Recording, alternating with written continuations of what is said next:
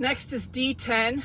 D10 is a modified block, so we're going to go to the booklet, and the booklet basically takes these borders all away, and we're just going to deal with the inner square.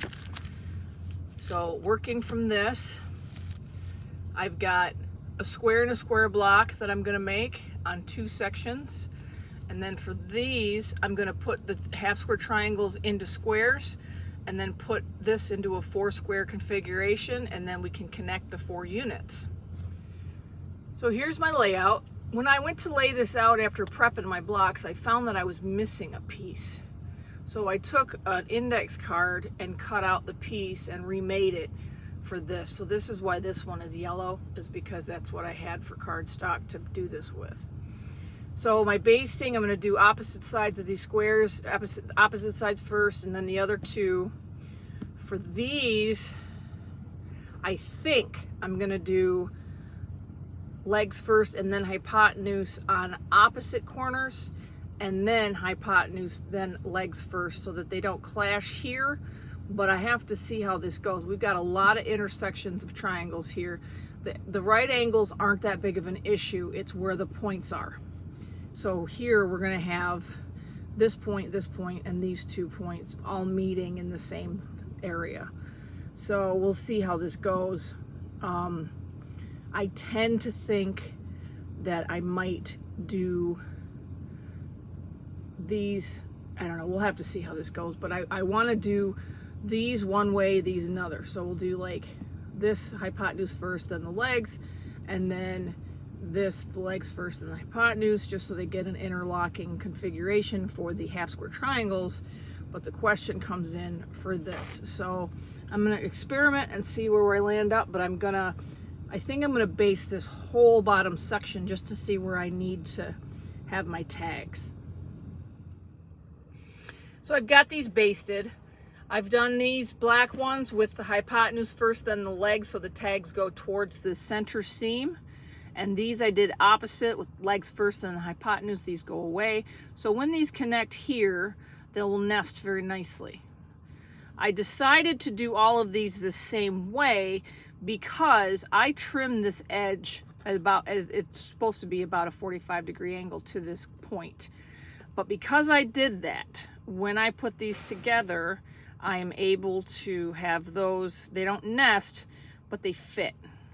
So I'm not going to worry about this. And then this is going to nest into here. There may be some competition with this one to this one, but that's about the best I can do without having major competition with these tags that then creates bulk and problems when you go to assemble. So I'm going to put these together into squares, and then this into a row, and then connect all 4. I'm going to connect these opposite sides first, and then the other 2. It helps center them better. And then I can form this into an entire row.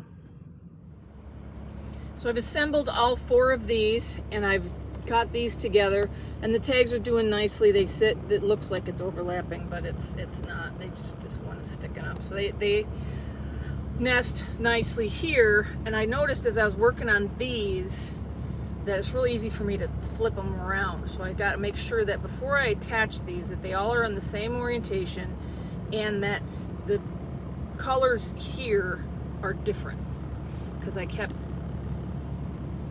getting them wrong and that kind of thing. And if you wanted to do that intentionally, have at it. I just want to make sure that I get it the way it's supposed to be. So I'm going to go ahead and assemble the rest of this row. So I've assembled this into its whole row, and I'll set this aside. And I've also already assembled these in squares, and I've pieced this together just like the last one. So I will assemble this into its row, making sure that this is on the opposite side than this. So this would be here rather than here. So I've got the second row assembled, and I've got the black on the yellow here. And then I went to attach this to here, and I've got black on yellow here. But when I went to assemble it, see the tape is even there, I flipped this over, and we've got black and yellow here, but here we've got yellow and yellow. So clearly I've messed this up. So what I need to do, and then I tried to do it this way because I'm like, oh, it must be the wrong thing. Still yellow on yellow over here. So what I need to do is take one of these off of this square and a square and rotate it 90 degrees. So if I take this one off and rotate it this way, it'll leave the black on here and put black on this side. And, you know, whatever has to happen, but only one of them has to be changed. So basically the triangles, the black triangles in this case, need to point towards the middle on both of these. So that's how I mess this up. So I'm gonna go ahead and take this apart here and rotate it so then I can have the block be in proper orientation. So I've corrected my mistake and connected the two rows, and now my D10 block is completed.